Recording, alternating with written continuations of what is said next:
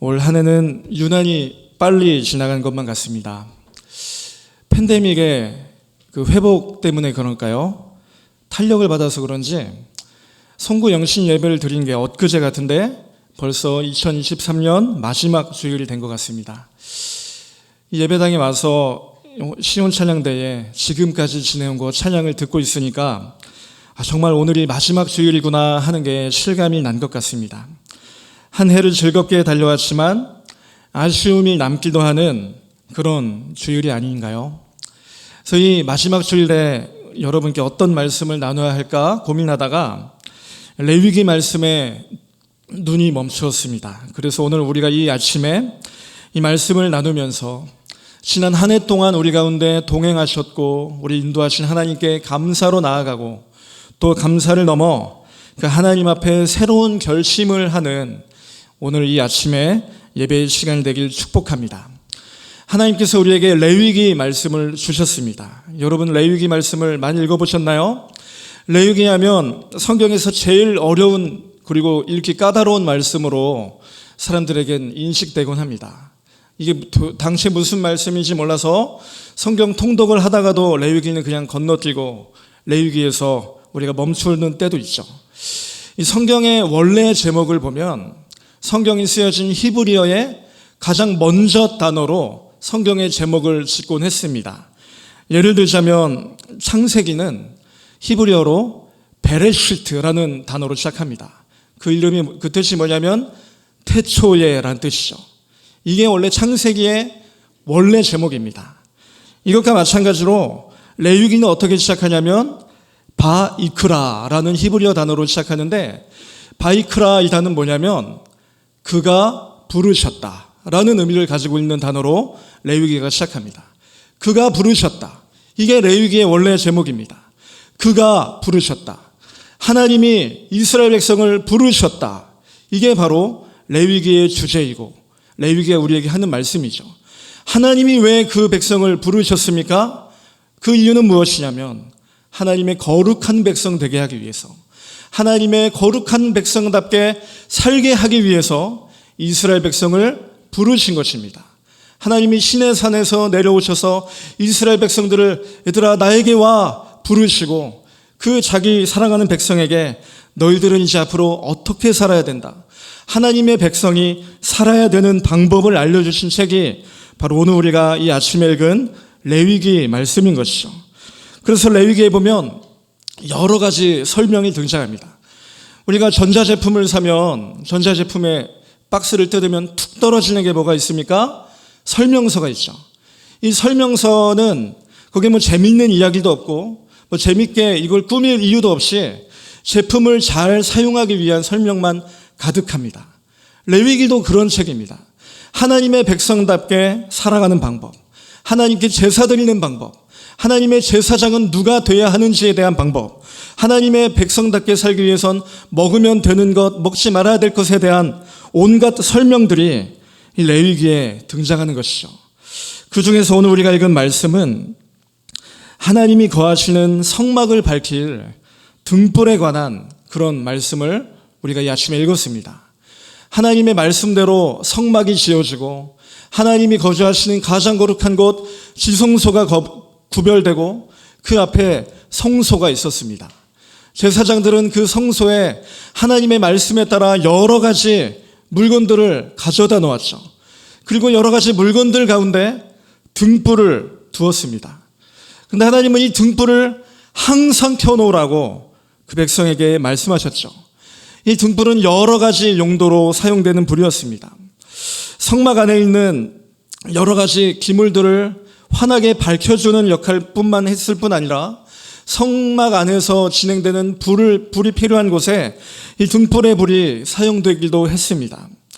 하나님께서는 이미 출애굽기에서 이 성소 안에 있는 등잔불이 어떻게 만들어야 되는지 우리에게 말씀하셨는데 성경을 쭉 앞으로 넘어가서 출애굽기 25장에 보면 이 등잔대에 대한 내용이 이렇게 나와 있습니다. 25장 31절에 보면 이 등잔대는 순금으로 만들고 그리고 그 모양새는 꽃 모양으로 생겨서 그래서 그 줄기가 이렇게 뻗어나가는 것처럼 만들고 32절에 보시면 가지 6개를 만드는데 3개는 이쪽에 3개는 이쪽에 가운데 하나 우뚝 솟아있는 가지가 있는 것입니다.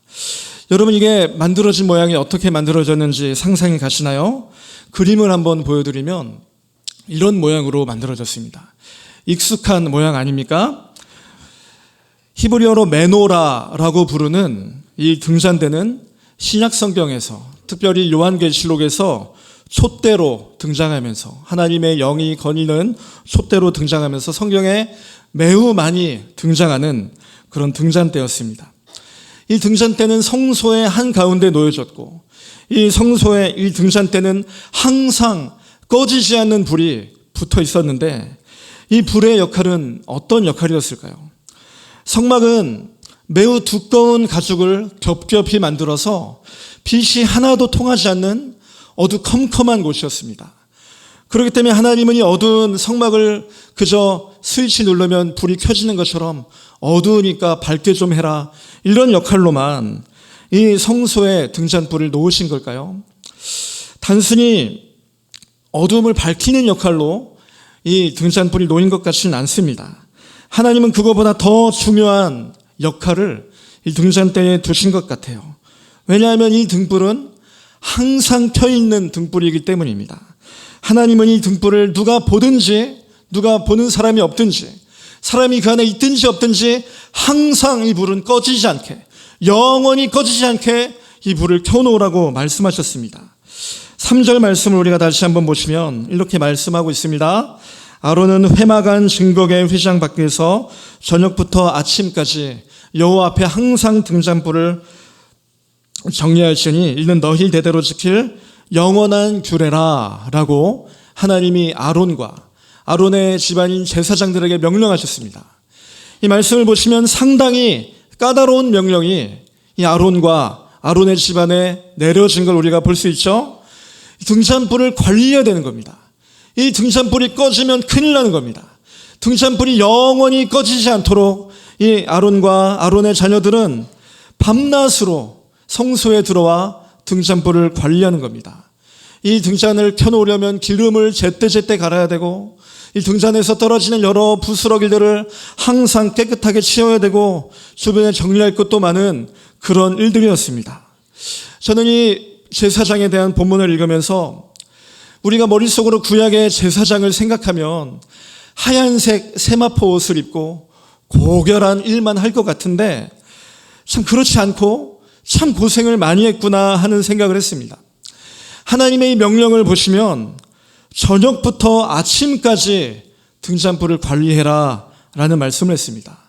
저녁부터 아침까지 남들이 모두 자는 그 시간에, 남들이 깊은 잠에 빠진 시간에, 세상이 고요한 시간에 하나님의 제사장들은 이 등잔대에 불을 피우기 위해 일을 했다는 것이죠. 남자분들이 군대 가면 보초근무라는 걸 합니다. 자기 차례가 오면 잠을 자다가도 일어나서 총을 메고 초소로 보초를 서러 가는 것이죠. 잠을 자도 잠을 잔 것 같지가 않고 하루 종일 피곤한 그런 피곤함을 주는 그런 군무를 서는데, 구약의 제사장들이 마치 그와 같은 모습으로 밤에 잠을 자다가도 자기 차례가 되면 주섬주섬 일어나서 하나님의 성소로 가는 겁니다. 그리고 성소에 피어진 그 등불을 관리하고 주변을 정리하고 기름을 채워 놓는 것입니다. 대체 하나님은 이 등잔불이 얼마나 중요한 불이기에, 이 불에 어떤 신비한 능력이 있기 때문에 이렇게 엄격한 명령을 하신 걸까요? 영원히 이런 일을 해라 라는 명령을 이 제사장들에게 하신 이유가 무엇일까요? 이 불에 어떤 신비한 능력이 있는 걸까요? 이 불이 어떤 힘을 가진 걸까요? 이 불은 분명히 어떤 효력이 있는 그런 마법의 불은 아닐 것입니다. 하지만 하나님은 하나님의 집인 이 성소에 영원히 꺼지지 않는 이 불을 밝히심으로 하나님의 백성들, 이스라엘 백성들과 오늘 이 말씀을 읽은 우리들에게 하시고 싶은 말씀이 있는 줄 믿습니다. 하나님이 저와 여러분에게 하시고 싶은 말씀은 무엇일까요? 먼저 이 불이 우리에게 말하는 것은 무엇이냐면, 하나님께서 이스라엘 백성과 하나님께서 자기 백성과 영원히 동행하고 계심을 보여주는 상징이었습니다. 구약 성경을 우리가 읽어가다 보면 하나님께서 때때로 이스라엘 백성 가운데 나타나실 때가 있었습니다. 그럴 때마다 하나님이 이 땅에 나타나실 때 가장 큰 상징이 무엇이었냐면 바로 불이었습니다. 하나님이 모세에게 처음 나타내실 때를 기억하시나요? 사막 가운데 하나님 어떤 모습으로 모세에게 나타나셨냐면 불타는 모습으로 나타나셨습니다. 떨기나무 가운데 불타는 모습으로 하나님께서 나타나셨고 그 가운데 하나님의 음성이 들렸죠. 또한 이스라엘 백성을 애굽에서 구원하시고 그들의 광야길을 인도하실 때 하나님은 어떤 모습으로 이 백성을 인도하셨냐면 불기둥으로 이 백성을 인도하셨습니다. 이 백성을 불기둥으로 인도하시고 보호하시고 또 이 백성이 시내산 앞에 모였을 때 하나님이 이 시내산에 모인 이 백성 가운데 임하시는데 그 거대한 바위산을 다 덮을 정도로 거대한 불로서 하나님이 이 땅 가운데 임재하셨습니다. 그 불을 보면서 구약의 백성들은 저 불 가운데 하나님이 계시구나, 저 불 가운데 하나님의 능력이 있구나 하는 하나님의 동행과 하나님의 임재를 느꼈습니다. 레위기에서 하나님은 이 백성의 첫 제사를 받으실 때도 거룩한 불로서 임하셨고 이 백성이 잘못된 제사를 드려서 심판할 때도 하나님은 불로서 백성들을 심판하셨습니다. 구약에서 하나님의 임재는 곧 불이었습니다. 그 불같은 하나님이 이제는 성막에 거하시는 겁니다. 성막에 거하시면서 이스라엘 가운데 동행하고 계신데 성소에 피어져 있는 이 등불은 비가 오나 눈이 오나 이 사막에 강한 광풍이 불어도 결코 꺼트리지 않으면서 하나님이 자신의 사랑하는 백성과 영원히 동행하고 계심을 가장 선명하게 보여주는 그런 상징이었습니다.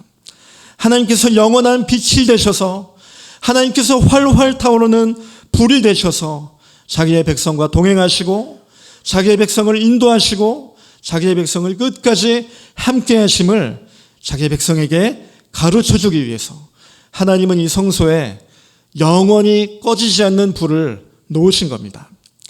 이런 하나님의 의도는 등잔대 옆에 있는 물건들을 통해서 더 선명해지는 것 같아요. 등잔대 옆에 무엇이 있냐면 하나님 앞에 드려지는 진설병들이 있습니다. 하나님께 올려드리는 떡들인데 이 떡들을 몇 개를 드렸냐면 12개를 그 자리에 두었어요. 이 12개를 둔 것은 무엇을 의미하는 것일까요? 바로 이스라엘의 12지파, 하나님의 소유된 백성들을 상징하는 진설병이 그 자리에 있었습니다. 그리고 하나님의 백성들을 상징하는 진설병이 그 자리에 있고 이 진설병을 이 어두운 성소 안에서 비추고 있는 것이 무엇이었냐면 바로 꺼지지 않는 등잔불이었던 것이죠. 하나님께서 자기 백성을 어둠 가운데 두지 않으시고 꺼지지 않는 불로 생명의 빛을 비추고 계심을 이 성소의 물건들을 통해서 우리에게 선명하게 가르쳐 주시는 것입니다. 오늘 이 교훈이 오늘날 이 말씀을 읽은 우리들에게도 동일하지 않습니까? 사랑하는 성도 여러분, 지난 한 해를 돌아보시기 바랍니다. 여러분, 우리가 좋은 일들만 많았으면 참 감사하겠지만 머리를 지끈지끈하게 만드는 문제들도 있지 않으셨습니까? 아니면 여전히 이 자리에 나오면서도 허덕이는 마음으로 문제투성이의 마음으로 그런 삶으로 이 자리에 오시진 않으셨습니까? 지난 한 해 동안 무수한 마음으로 문제들로 우리가 힘들어 왔습니다. 하지만 우리가 조금만 우리가 믿음의 눈을 들어 우리의 삶을 바라보면 우리 향해서 여전히 꺼지지 않는 빛을 비추고 계신 하나님이 계심을 믿으시길 바랍니다. 어둠에서 우리를 빛으로 인도하시고 죽음에서 우리를 생명으로 인도하시는 활활 타오르는 불이신 하나님이 계신 줄 믿습니다. 그 하나님을 발견하는 은혜가 우리 가운데 충만하길 소원합니다. 그렇기 때문에 하나님은 이 중요한 불을 결코 꺼트리지 말라고 아론과 제사장들에게 이 불을 꺼트리지 마라, 이 불은 나를 상징하는 것이다 하면서 이 영원한 규례를 주신 겁니다. 이 말씀이 주어진 다음에 제사장들이 얼마나 분주하게 이 불을 관리했을까요? 얼마나 엄격하게 이 불을 관리했을까요? 서로 교대 근무를 하면서 이 불이 꺼질까 봐 노심초사하면서 바람이 심하게 부는 날이면 더 바쁘게 그렇게 섬겼을 것입니다. 이스라엘 백성들 중에 아무도 성소 안에 이런 하나님을 나타내는 불이 피어 있는지 관심이 없을지도 모릅니다. 세상 누구도 그 등불에 관심이 없습니다. 그럴지라도 제사장들은 자기에게 주어진 시간이 되면 잠을 자다가도 자리를 박차고 이 등불을 꺼트리지 않기 위해서 자리로 나아가는 겁니다. 성소의 장막을 열고 그 자리에 가서 기름을 채워놓고 주변 정리를 하는 것입니다. 세상이 몰라주는 일이고 어떻게 보면 참 별 볼 일 없는 일이기도 합니다. 이런 성막의 노동들, 등불 관리를 했던 사람들이 바로 제사장들이었습니다. 세상의 어둠 속에 깔려 있을 때, 아무도 관심이 없을 때 제사장들은 성소에 나와 이 등불을 꺼지지 않게 하기 위해서 어쩌면 별 볼 일 없는 작업들을 했지만 이 작업은 하나님이 우리에게 명령하신 하나님과의 관계에 가장 최전방에 나가서 하나님과 이스라엘 백성들의 관계를 이어주는 매우 중요한 일이었고 제사장들은 그 중요한 일에 헌신된 귀한 사람들이었습니다. 여러분, 오늘날 우리가 살아가는 이 세상을 보십시오. 이처럼 화려한 세상이 없지 않습니까? 기술도 발전하고 그리고 또 모두가 잘 먹고 잘 사는 것 같고 어두운 곳이 없는 것 같지만 우리가 조금만 관심 있게 이 세상을 들여다보면 여전히 도무지 헤어나올 수 없는 어둠이 이 세상을 잠식하고 있음을 발견하게 됩니다. 조금만 우리가 관심을 가지고 보아도 여전히 이 2024년 21세기에도 어두운 부분이 세상 곳곳에 있음을 우리는 잘 알고 있습니다. 경제, 정치, 문화 모든 분야에 어둠이 깔려 있습니다. 그렇기 때문에 누군가는 이 어두운 세상 가운데 불을 밝히는 제사장의 역할을 하셔야만 합니다. 아무도 그 등불에 관심이 없습니다. 어두운 이 세상에 그 하나님의 등불이 켜있든 말든 사람들은 관심이 없습니다.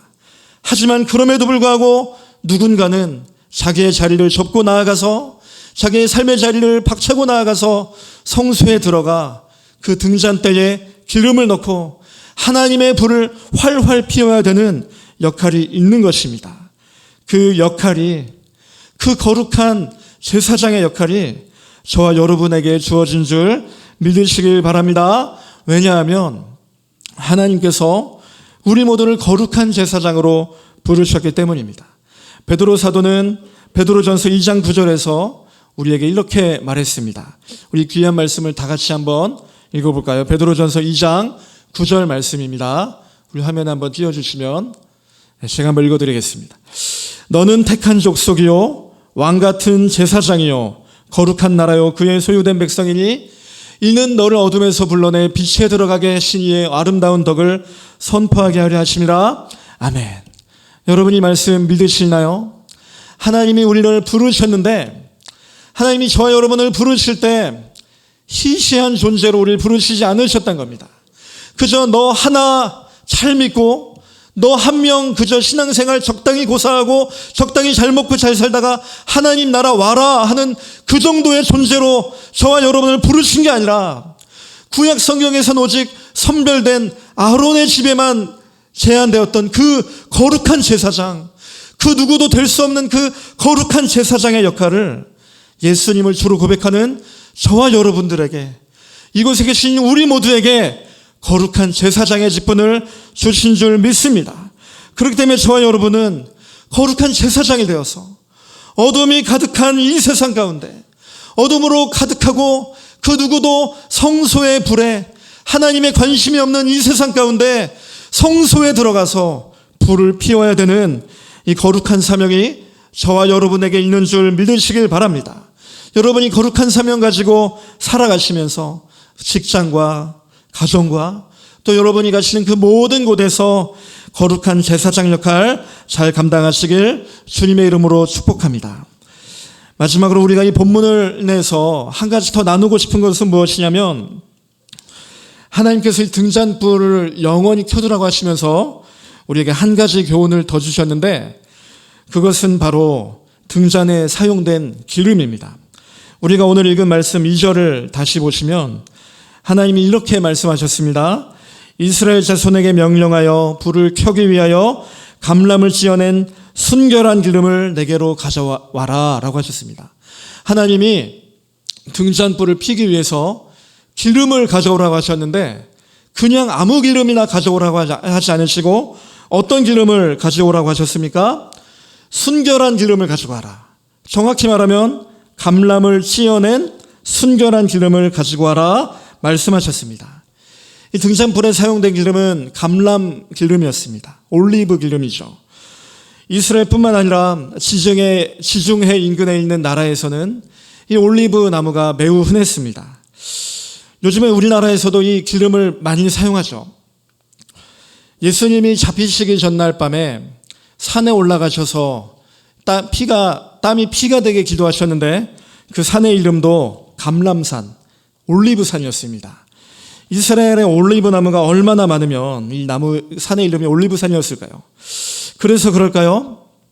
성경에서는 이 감람나무를 매우 긍정적인 내용으로 소개하고 있습니다.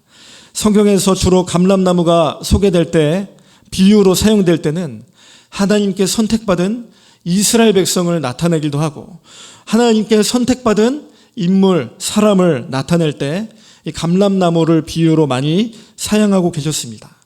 그래서 하나님은 하나님의 집인 성소를 밝힐 때에 아무 기름이나 쓰지 않으시고, 동물의 기름도 있고 다른 나무의 기름도 있는데 그런 것들을 다 제쳐두시고 감람나무 열매의 기름을 사용하신 거예요.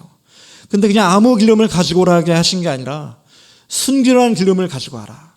성소를 밝힐 때에 순결한 기름 가지고 와라. 정확히 말하면 감람을 찧어낸 순결한 기름을 가지고 와라. 이 감람을 찧어낸 순결한 기름이 무엇일까요? 그냥 적당한 기름 가지고 가면 안 되는 것이었을까요? 오늘날도 마트에 가면 주부 우리 성도님들은 잘 아실 텐데 올리브 기름 코너에 기름이 잔뜩 있습니다. 근데 자세히 보시면 가격이 천차만별이에요. 하나는 2만 원짜리도 하는데 하나는 10,000원도 안 하는 것이 있습니다. 그래서 제가 전혀 그 차이를 모르고 무조건 싼 거를 고르는데, 자세히 읽어봤더니 퓨어 버진 올리브 오일이 있고, 이 단어 하나씩 줄어들 때마다 가격이 줄어드는 거예요.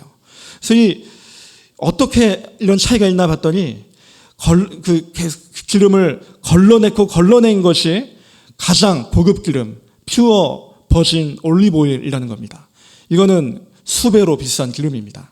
그래서 저도 이 성경에 나타난 순결한 기름이 그렇게 거르고 거른 건가 생각을 했는데, 그렇진 않고 이 고대 근동 지방에서는 올리브 기름을 내는데 두 가지 방법이 있었다고 합니다. 첫 번째 방법은 흔한 방법이죠. 예수님도 우리에게 비유로 말씀하셨던 연자 맷돌이라는 게 있습니다. 매우 커다란 맷돌이라서 사람이 돌릴 수가 없고 짐승이 돌리는 그런 맷돌이 있습니다. 그 맷돌에다가 이 올리브 나무를 통째로 넣는 겁니다. 그 나뭇잎도 들어가고, 그리고 그 나무 열매뿐만 아니라 온갖 이파리도 들어가고, 통째로 그 동물을 통해서 갈아버리면 그 가운데로 기름이 줄줄 흘러나오는데, 이 기름은 2등급 기름입니다. 온갖 이파리와 또 불순물이 잔뜩 섞여 있어서 이것들은 그저 일반 서민들이 쓰는 기름으로 쓰였다고 합니다. 이 기름을 가지고 성소에 나가서 불을 피우면 불순물이 섞여 있기 때문에 그을음이 발생해서 성소가 검게 물들었을 거예요. 반면에 순결한 기름을 만들어내는 방법은 따로 있는데, 2절 말씀을 읽어보시면 감람을 찧어내다 라고 했는데, 찧어내다 할 때 이 히브리어 단어가 카티트라는 단어인데, 찧어내다라는 의미보다는 부숴버리다, 깨트리다 라는 그런 의미를 가지고 있는 단어예요. 그래서 많은 주석가들이 이 부분을 읽으면서 이 순결한 기름은 맷돌에 갈아버린 기름이 아니라 조금 힘들어도 절구에다 넣고 이 두들겨서 열매를 깨트려서 기름을 얻어내는 방법이었을 것이다 라고 말하는 것입니다. 이 절구로 열매를 깨트리면 감람 열매가 깨지면서 이 감람 열매가 깨지면서 마치 열매가 피를 흘리는 것처럼 매우 조금의 순수한 기름이 흘러나온다는 겁니다. 죄다 갈아버리면 불순물도 섞이지만 이렇게 열매를 깨트리면 열매가 조금만 흘려지는 그 기름은 매우 순결한 기름이고 매우 고급 기름이라서 비교할 수 없이 비쌌고, 그래서 하나님이 그 기름을 가지고 성소에 가지고 오라는 것이죠. 하나님께서 성소에 가지고 오라고 말씀하신 기름이 바로 이 순결한 기름입니다. 불순물이 섞여 있는 이 기름이 아니라 깨트려지고 부서져서 생산된 순결한 기름. 오늘 이 말씀이 우리에게 도전으로 다가오는 것 같습니다. 하나님께서 저와 여러분에게 말씀하시는 헌신은 어떤 헌신일까요? 적당히 하나님 앞에 선을 긋고 하나님 앞에 나오는 그런 헌신을 하나님이 저와 여러분에게 말씀하셨을까요? 아니면 이 순결한 기름을 가지고 와라, 깨트리고 부수어서 얻어내는 그 순결한 기름을 내 앞에 가지고 와라, 그 기름을 가지고 성소를 비추어라. 이 말씀이 오늘 우리에게 하시는 말씀이, 하시는 도전이 있는 것 같습니다. 제가 예전에 전도사 시절에 중고등부를 맡아서 사역한 적이 있습니다. 중고등부를 맡아서 사역하다 보면 여름수련회로 연합캠프에 가게 되는데, 연합캠프에 가면은 여러 가지 장점이 있죠. 평소에 교회에서 조용하게 신앙생활 하던 아이들이 연합캠프에 가면은 규모가 크게 찬양하고, 또 여기저기 교회에서 모인 뜨거운 아이들이 기도를 막 열렬하게 하는 모습을 보면서 도전을 받는 겁니다. 그래서 제가 데리고 간 이 중고등학생 아이들이 너무 좋아하면서 뜨겁게 기도하기 시작하는 거예요. 난생 처음으로 뜨겁게 소리를 지르면서 기도하기 시작하는 겁니다. 저도 정말 이 아이들 잘 데려왔다, 정말 잘 데려왔다 하면서 보람을 느끼고 있었는데, 한 고등학생 아이가 정말 뜨겁게, 이 아이가 이렇게 뜨겁게 기도했나 싶을 정도로 열렬히 기도를 하다가 갑자기 저를 툭툭 치는 겁니다. 기도의 시간에. 그래서 쳐다봤더니 이 친구가 자기는 이제 기도 안 할 거라고 그러는 거예요.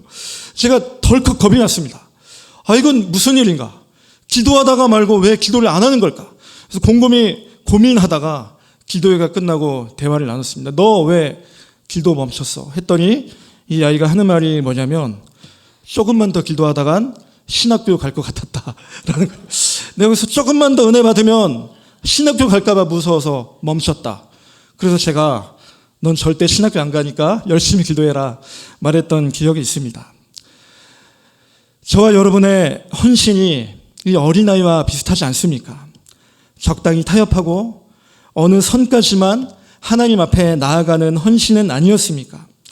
오늘 이 아침에 한 해를 마무리하는 이 시간에 우리를 한번 돌아봅시다. 난 하나님 앞에 어떠한 기름을 가지고 나갔었는가? 나는 주님 앞에 어떠한 헌신을 했었는가? 내가 주님 앞에 가지고 나간 기름은 어떤 기름이었는지 점검하면서 한 해를 마무리하실 때 주님께서 우리의 심령 가운데 새로운 도전과 결단을 주실 줄 믿습니다. 말씀을 정리하겠습니다. 하나님은 성소에 꺼지지 않는 등불처럼 우리의 삶을 인도해 주신 줄 믿습니다. 지난 한 해 동안 우리를 인도하셨고 앞으로도 가장 밝은 길로 우리를 인도하실 줄 믿습니다. 그 하나님 앞에 순결한 기름 가지고 갑시다. 하나님께서 우리에게 요구하시는 기름은 여러 가지 것들이 섞인, 불순물이 섞인 기름이 아니라 감람을 깨트리고 감람을 부숴서 얻어낸 순결한 기름입니다. 이 한 해를 마무리하면서 우리를 거룩한 제사장으로 부르신 그 하나님 앞에 순결한 기름 가지고 나아가기로 결단하는 여기에 모인 순결한 주님의 백성들이 다 되시길 주님의 이름으로 축복합니다. 기도하겠습니다.